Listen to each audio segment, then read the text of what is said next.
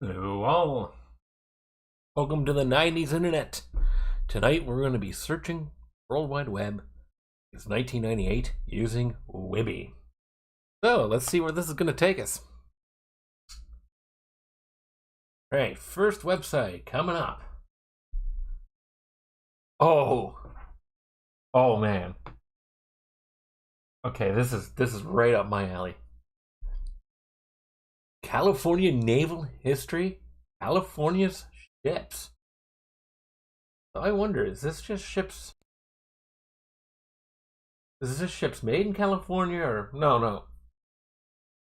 Or is it ships that are no, they're not all named after California. So I wonder how they're all actually connected. Alright, USS Alert. Ooh.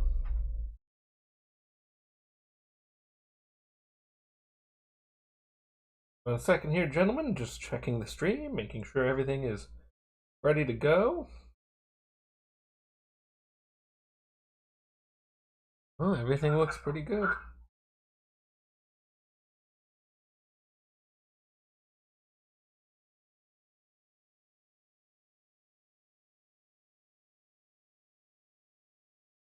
Oh.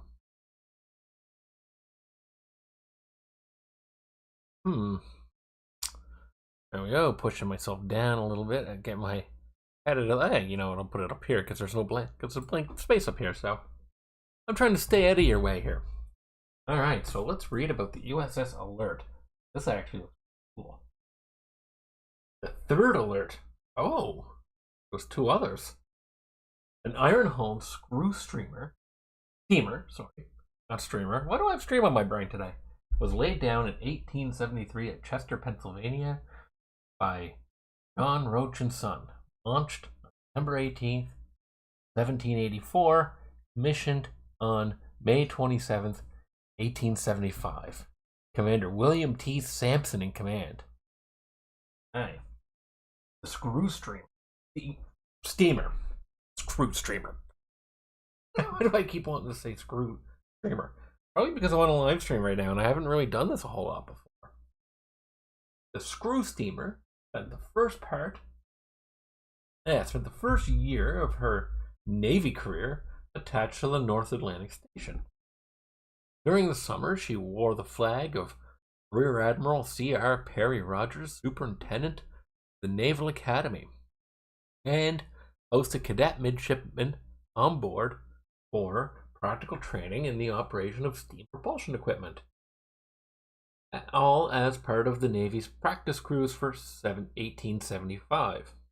Alert operated out of ports on the Atlantic coast during the fall and winter of 1875 and 1876 until departing for New York on the 26th of May, 1876.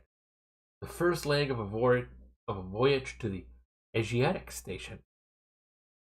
Proceeding by way of the Mediterranean Sea and the relatively new Suez Canal. That's kind of funny to me. She stopped at Gibraltar, Malta, Aden before reaching Hong Kong on September 11th. For almost 3 years, the ship cruised the waters around Japan and the Chinese coast, showing the flag at places such as Yokohama, Nagasaki, Kobe, Hakata, and Hong Kong, Shanghai, Amoy, Swato in China. I have no idea how to pronounce that. Unlike modern goodwill visits, her port visits frequently could be measured in terms of weeks and months rather than days. When at sea, she charted hydrographic features, investigated maritime disasters, and performed humanitarian services for the victims of those disasters. That's kind of wholesome. I wonder what happened to it in the end.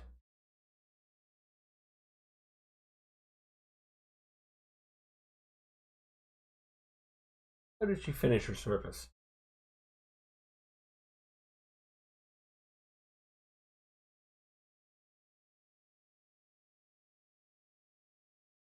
Oh.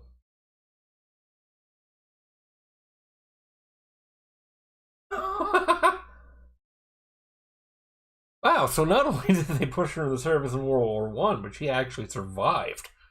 That's kind of crazy.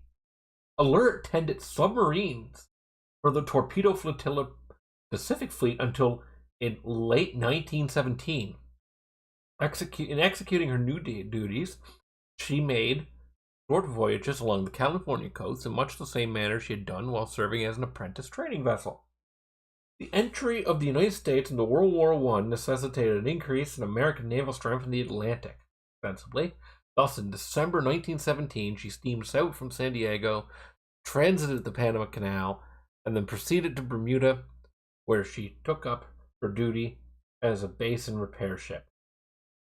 In 1918, in April 1918, Alert returned to the West Coast and resumed duties as Pacific Fleet Torpedo Flotilla Submarine Tender. That really rolls off the tongue, you know? Pacific Fleet Torpedo Flotilla Submarine Tender. Yeah, that's a really catchy name. The assignment occupied her for the remaining 4 years of her naval career. When the Navy adopted the alphanumeric system of hull designations on July 17th of July 1920.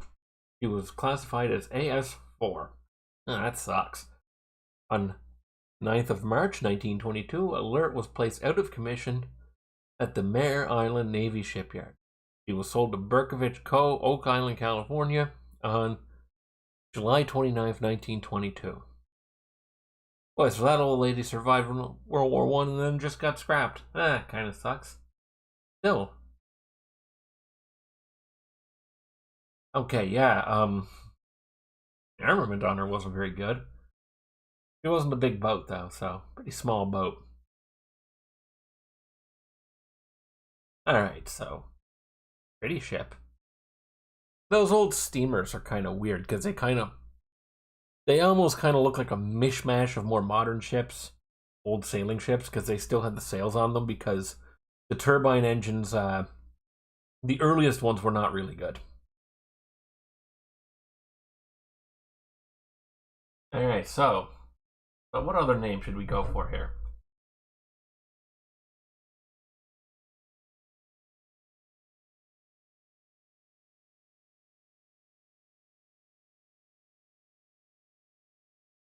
I really should get a second monitor for this.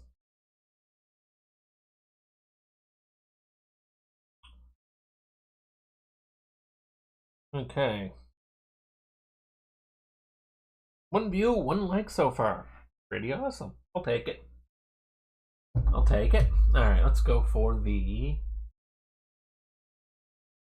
Go for the Olympia. That was the name of the Titanic sister ship. Oh, now isn't that aesthetic? Okay, I understand what this is now. Okay, it's ships used by the California Naval Militia.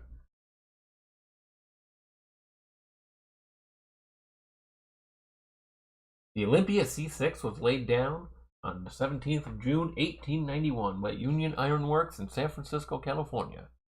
And then she was launched on November 5th, 1892, sponsored by Miss Ann Dickey, and commissioned on February the 5th, 1895, with Captain John J. Reed in command. Almost immediately, members of the California Naval Militia trained aboard her during her stay at Mare Island. I have no idea where Mare Island is. Kind of curious. Oh. Olympia heard at Mare Island, 25th of August, 1895, to join the Asiatic Fleet as a flagship. For 3 years, she cruised the Far East, visiting Japan, China, the Philippines, with Captain Charles V. Gridley in command. She flew the flag of Commodore George Dewey from July 3rd, 1898. That winter, she lay at Hong Kong with the fleet, awaiting orders should war with Spain break out. The day war was declared, the squadron moved to Mirs Bay, China. 2 days later, came the message which led to Dewey's immortal victory at Manila Bay. Ships darkened. The fleet safely passed the harbor defenses and engaged the enemy off Manila at daybreak, May 1st. Dewey remembered, at 5:40, when we were within a distance of 500 yards, I turned to Captain Gridley and said, "You may fire when ready, Gridley." The very first gun to speak was an 8-inch of the Olympia. By noon, Spain's Asian fleet had been destroyed, with Olympia playing the leading role. The battle was pivotal in the history of the Far East and thus the world.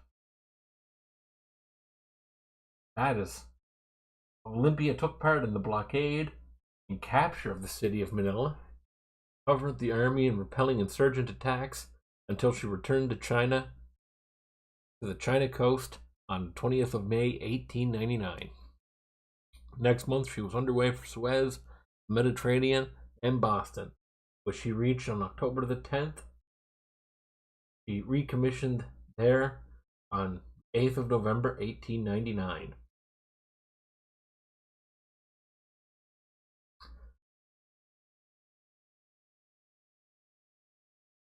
So she spent the next couple of years kind of flag waving around.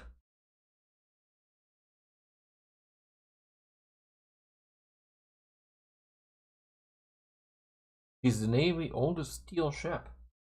Huh. That is so cool. I'm gonna be honest with you. This site, I love this site. First of all, the history is really cool, and also like the layout actually looks great. You know, like it's nothing fancy, but it doesn't have to be anything fancy. The text is good. It's clean. It's not bloated. Tables look good. They're well organized, easy to read. Seriously, why did we stop making websites like this? Also, that ship it's kind of aesthetic. I did not know about the Olympia, so I'm actually learning something here.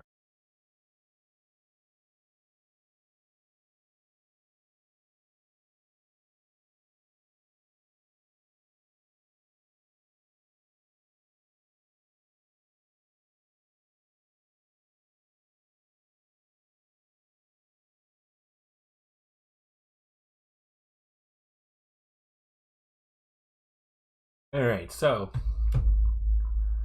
I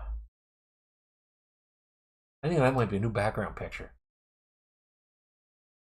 We're taking that picture. That is a great painting. Honestly, if I could find a copy of it, I might put it on a wall somewhere. Alright, let's see. See where else Wiby brings me. Bicycle touring. Ooh. Ooh, okay. Okay. Let's see. Canadian Maritimes Tour Report. Let's see. Because that's where I'm from. I did this tour in order to ride in Nova Scotia, but I ended up riding in all the Canadian Maritime provinces and in Quebec. My route for the northeastern United States included parts of US Bike 1 and adventure cycling, Maine to Florida route. Yeah, that makes a lot of sense. The US part of my route back to Asheville was largely US Route 11. In the Maritime provinces, I rode entirely on the scenic routes, while in the US, I tended to ride more direct routes. This picture of taking me by my daughter as I finished the tour. Alright, so where did he ride? I don't know the South very well, so.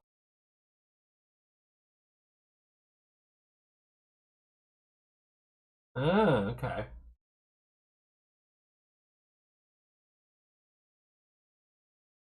Did he take, okay. Oh, yeah, okay. So, for those of you that are not from here, the ferry from, I don't know if it still runs out of Bar Harbor, but it runs pretty close to Bar Harbor, Maine, and it runs to Yarmouth, Nova Scotia. And in Nova Scotia, that's actually the only connection to the US. Bulger's Cove, I'm not sure where that is. But if it's near Shelburne, that's down. Okay, south. Okay. Yeah. So goes Bulger's Cove to Bayside. Peach Harbor. Okay, so what he did is he kind of started in Yarmouth. Okay, so for those of you that don't know the area very well, Yarmouth is in the very, very south of Nova Scotia.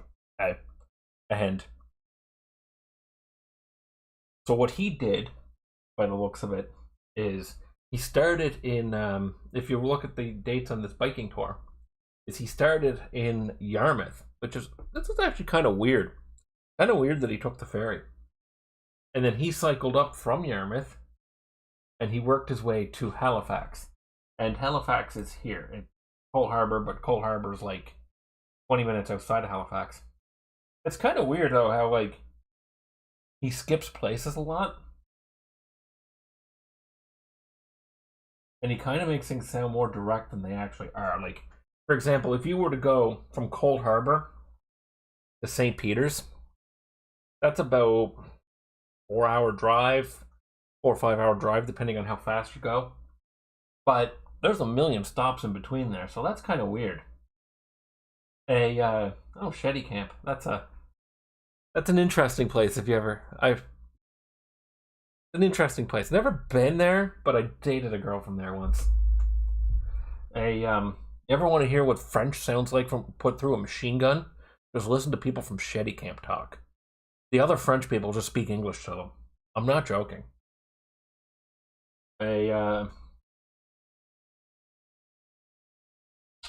So Old Cove to Marigonish. Yeah, he makes weird jumps here.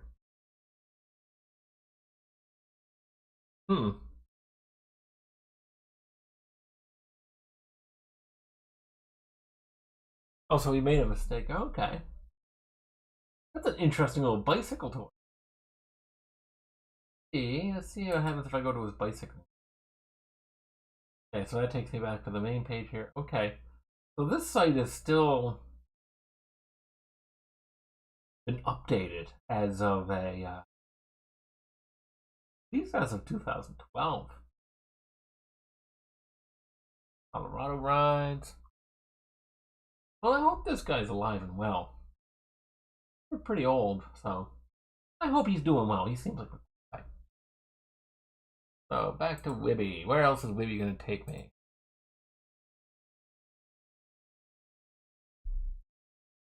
Bro. Air Vectors is a website with technical right.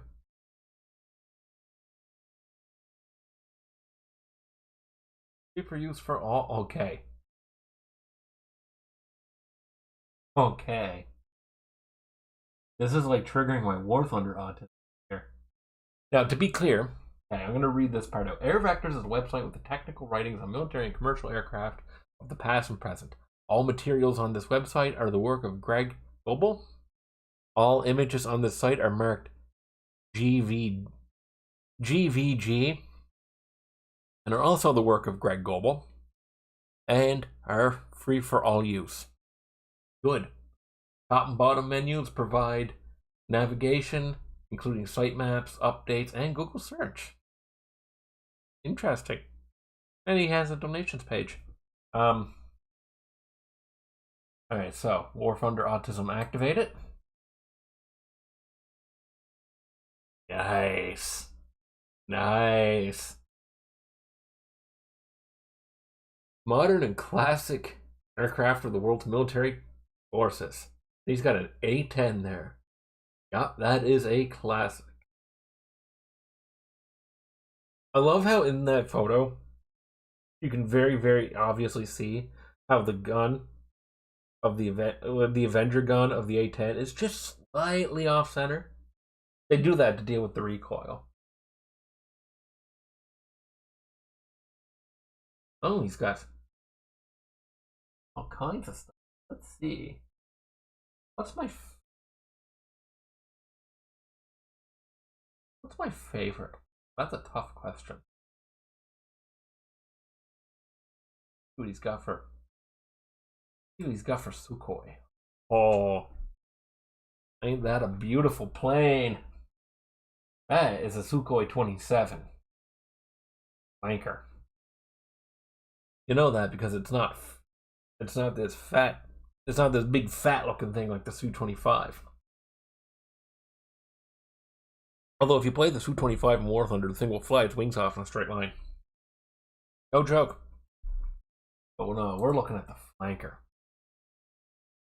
Those are MiG-29s in the picture. Oh, he's got a Kindle ebook. Oh, this guy's still updating his site. So this is from October the 1st last year. Interesting. It's like, am I crazy for saying that I absolutely love this site design? Because in a lot of ways it's so much easier. Like, there's so much less crap here. Alright, so that's interesting phraseology. The old Soviet Empire acquired some impressive weapons, the most significant being the Sukhoi Su-27 fighter, a large combat aircraft that still remains a major asset of the successor Russian state. This document provides a history and description of the Su-27 and a list of illustration credits included at the end. Alright. Let's see if chat has said anything.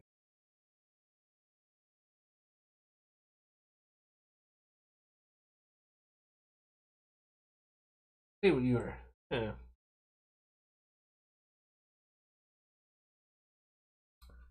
So, hey, let's see what else the search engine got.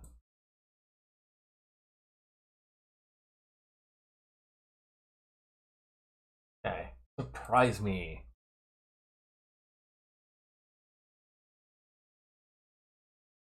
Was this search engine made like specifically for me? Like, really? Because this is like, I'm like a kid in the candy shop here. SPQR, yeah. Okay. I don't even know what this is, but I already love it. I already love it. Vexilla Mundi. Oh! So this is like a vexology page. Oh, and this one's still being updated too. That's kind of surprising.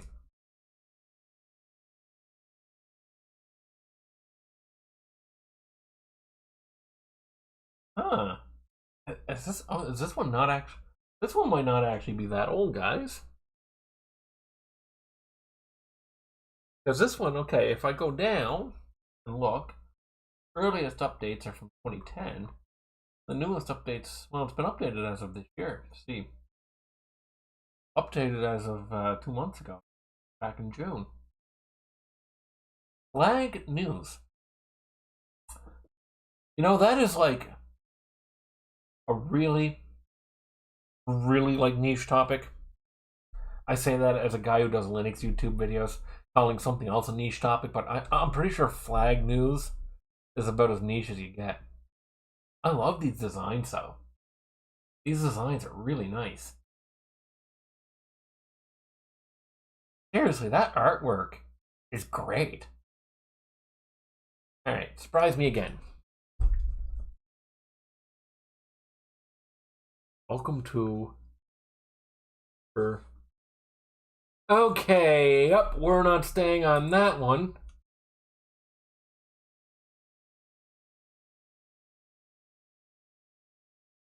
Sukoban. Hey, I don't know anything about Sukoban. So, well, let's find out what Sukoban is. See, okay, now we got a properly old website. 1998. Alright. So.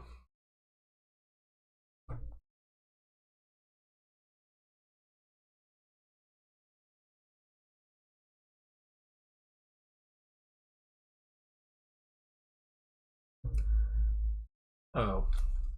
Sukoban is to push. Goal object of Sukoban is to push all stones or boxes in a maze, such as one to the right or to the designated areas. Player controls the man and can only push the stones one at a time. The restriction of being able to push stones makes the game challenging. One can create unsolvable positions. Players will learn that this is the main obstacle in solving problems. Advanced players may also try to find shorter and shorter solutions measured in stones and man moves. Alright. See if I type something in. Happens if I type in... Yeah, you know what? We're going to go with that. Let's type in a 90s movie. Independence Day.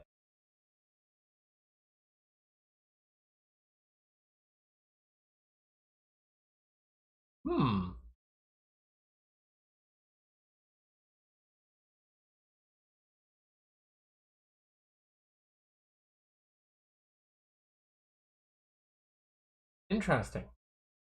Probably should have picked the movie Independence Day, but... Alright.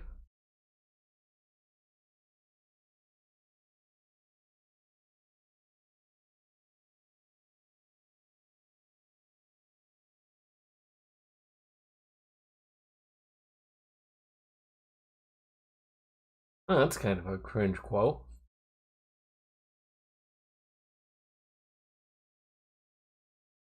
I'm a little mixed on Robert Heinlein, because... actually, no, I shouldn't say I'm really mixed. The one book I read by him had a lot of weirdness in it. I enjoyed the book at the time I read it, right up until the end, and then the end had some, like, real weird stuff. And I mean, like, kind of like edging pedo type stuff. It was A Door in the Summer, if any of you guys have read it.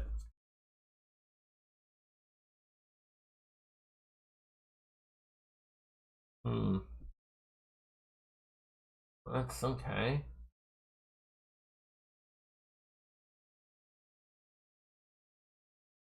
Huh, we got an encyclopedia here, I think.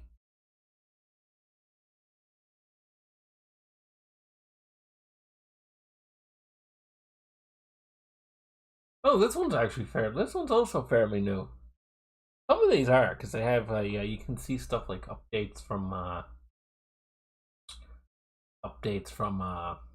Google Maps and stuff like that. See, this one here is Google. Alright.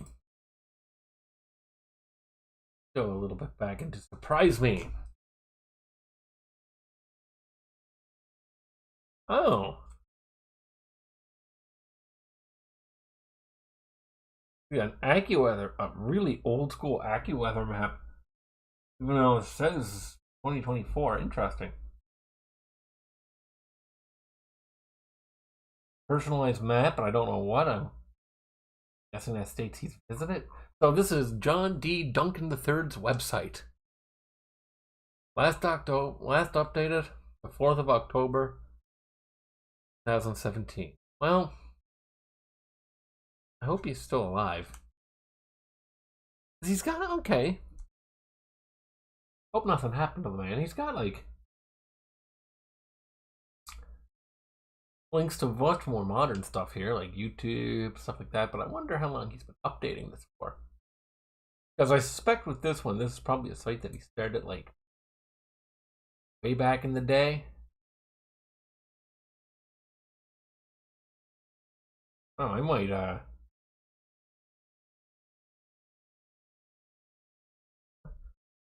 What did I just... Okay,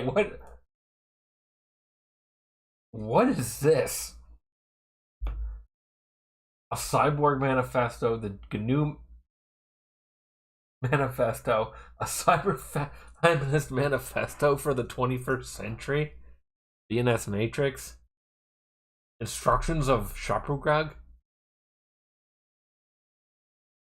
a question man, this guy's got some weird... This guy's got some weird taste. Because he's got, like, a question concerning technology by Heidegger? Okay.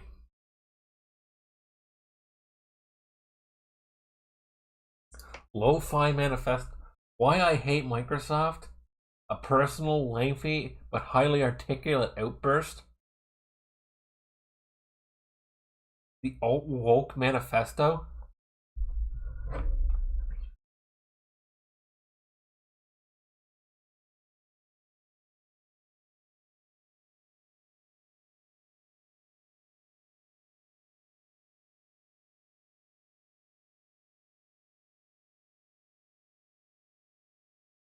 Oh, I think okay.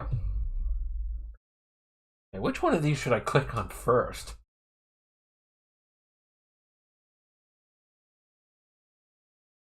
I have a special plan for this world by date.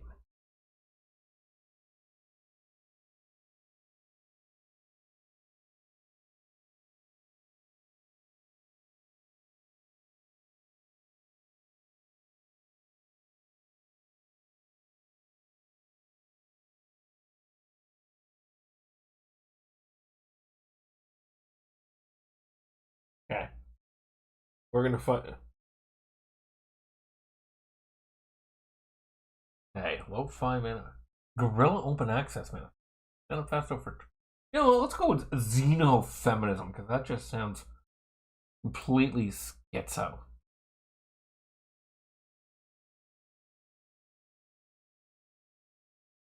Oh boy.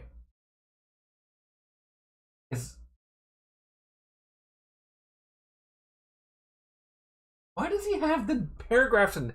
Is that in hex? I'm pretty sure this guy's got the paragraphs labeled in hex.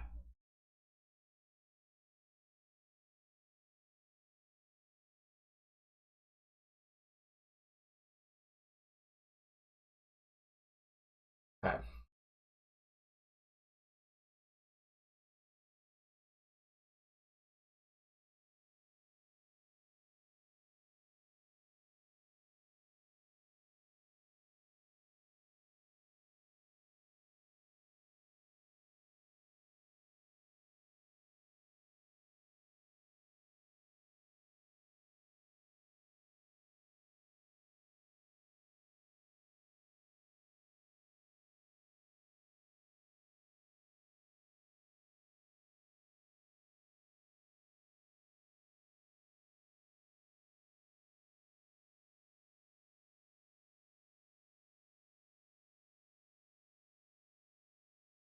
Hmm.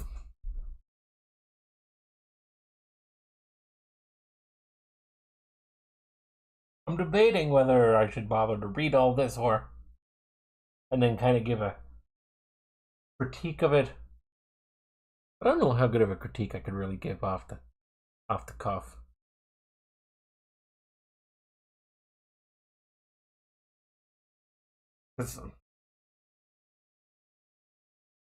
This really just kind of strikes me, reading through this, it kind of strikes me as a lot of the typical Marxist nonsense that you see. And my problem with Marxism is that it's not even that good in theory. It's just completely out of touch with reality. Like, it says here, a future realization of gender justice and feminist emancipation contribute to universalist politics assembled from the needs of every human, cutting across race, ability, economic standing, and geographical position. Well, that doesn't even hold up very well in theory, because there is no universalist of like ability or economic standing. We're all different, and that's fundamental to human nature, frankly. So yeah, let's from that one before I really get going on politics and philosophy, because this is supposed to be a cozy stream. So, all right, let's go for instructions of Shurupag.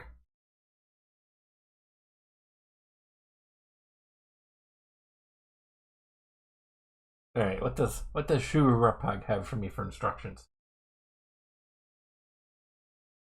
In those days, in those far remote days, and far away nights, in those years, far remote years, at the time the wise one knew speak elaborate words in the land. Kurapag, the wise one, who knew how to speak elaborate words, lived in the land. Kurupag gave instructions to his son, Kurupag. Boy, they really creative naming. The son of Ubaratutu gave instructions to his son, Zayadzora. Okay, well, at least he named his son something different. My son, let me give you instructions. You should pay attention, Zordula. Let me speak a word to you. You should pay attention. Do not neglect my instructions or transgress the words I speak. The instructions of an old man are precious. comply with them. Okay. You should not vouch for someone. That man will have a hold on you and you yourself, and you should not let somebody vouch for you. That's bad advice. You should not locate a field on a road. You should not plow a field at... I have no idea what that means. A path. You should not make a well in your field. It'll cause damage on it for you. You should place your horse next to a public square where there is always a crowd. So someone won't steal it. I have no idea whether or not Kuru Rapag is even real or where they're from. Because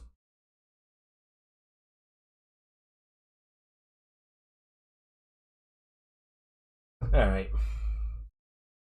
Shuru Rapag. Don't even know if you were real.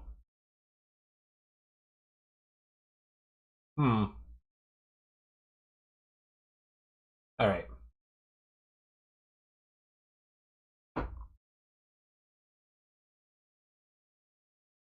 Websites I have inspired to work with. Alright. Oh, there's actually some pretty well-known websites on here. Like, guy apparently likes to work with React OS and Plant 9. Okay, I've actually heard of some of that. But on to the next site.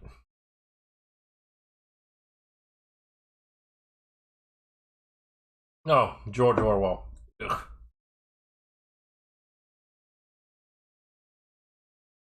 George Orwell is like the most normie that wants to be, is like the king of the normie that wants to be smart. What's this? Disintegrated circuits. I have no idea what about. Okay, I have no idea what an MOS 6502 is. Like, literally none at all. But you know what? Let's find out. Let's learn. Oh, hey. Oh, it took us to a recent link. Interesting. But it just took me to Wikipedia. So, on to the next one.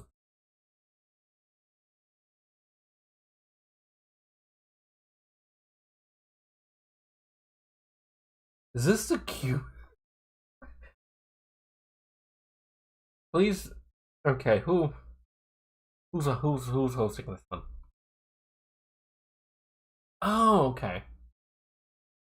Is this just some random guy who made a website on Cuba? That picture's aesthetic, by the way. I think it is. What happens if I... Oh, the voting booth. A website about Cuba. Let's see where that takes us. Oh, hey, that one's still up. See how your views compare with others. Human experience polls. Click vote. A poll ID of... Yeah, unfortunately, I don't even see what the question is. Alright.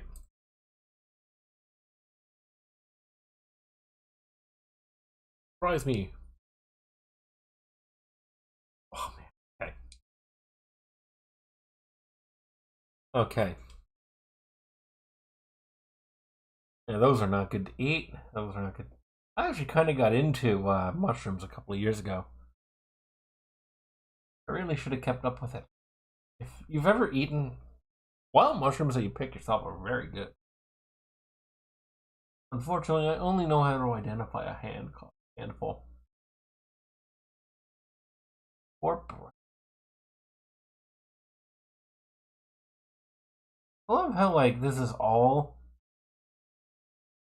just pictures of mushrooms and dung. Dung, I suppose the name's right there, and I should have just read it. Dung fungi. Dung fungi. Eh. Surprise me.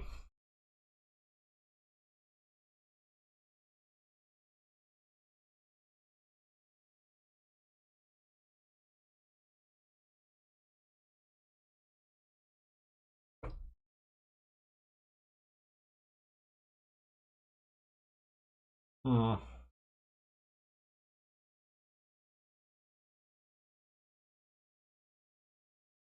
Amorphous computing. Hmm.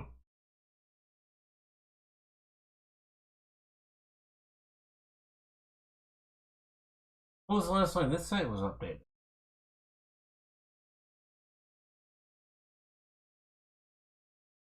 Because this would be an interesting. Oh, so it looks like the last time this one was updated was 1000. Be an interesting one to follow up on at some point and see if there's been any more advances. I don't really know anything about amorphous computing, so in fact, that's my first time hearing the term. Surprise me again.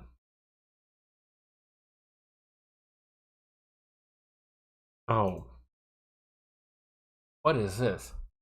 You suddenly find yourself locked in a dungeon. Look for a key, beat a dragon, and find your way out of this interactive dungeon. Alright, let's find my...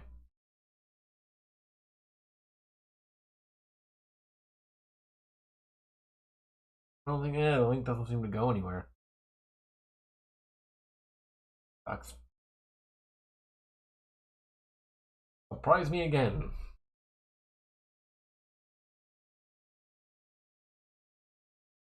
Data math?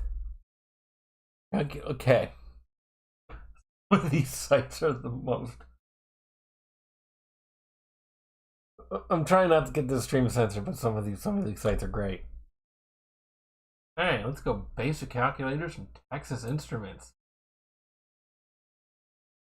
I can't believe there's a... Who made this?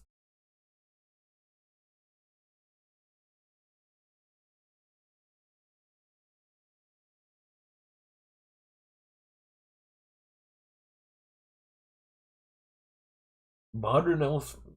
Yeah, modern LCD.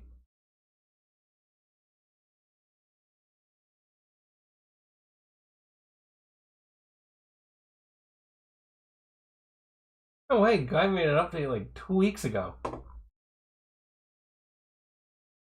No, actually, I'd say that most of these sites have been updated relatively recently. Backyard birding of our feathered friends. Birds of our this is just wholesome.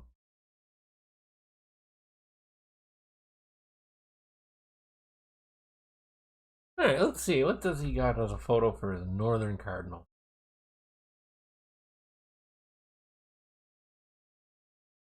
Is that one that he got out of the yard? Oh, his focus is slightly off. I had a photography teacher who used to do that. You go through every photo with a fine-tooth comb. I wonder if he was taking these old school film.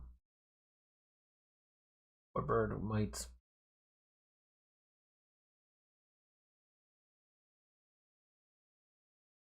Yeah, he must have been doing these with... Well, that's a nice one. He must have been doing these with film. They look nice, actually.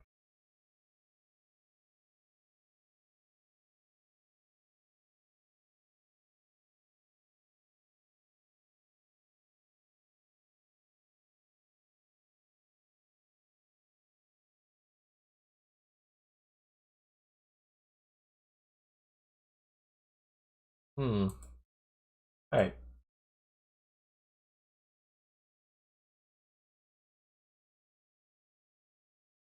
Let's see what he's got for desktop backgrounds. I might... Oh, wow. Okay. The resolution is... Man, none of these are even in widescreen. Nice photos, though.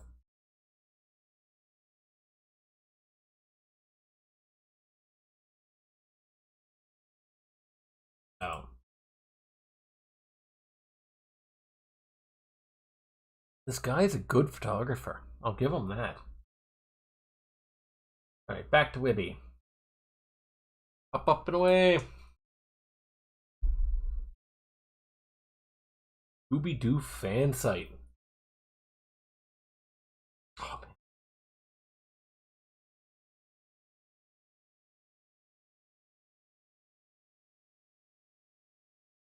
Oh, this one's a pretty new one. Only 2019. You know, there was a... You know what? If I keep doing these streams because I'm having a lot of fun doing this, what I might do is I might rig up like a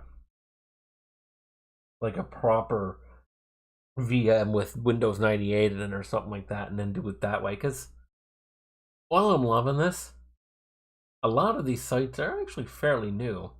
And I know that there's a organization out there, I don't remember the name of it off the top of my head, that's actually trying to recreate like a 1980s internet. Alright guys, well I'm going to sign off for the night, so have yourself a good night.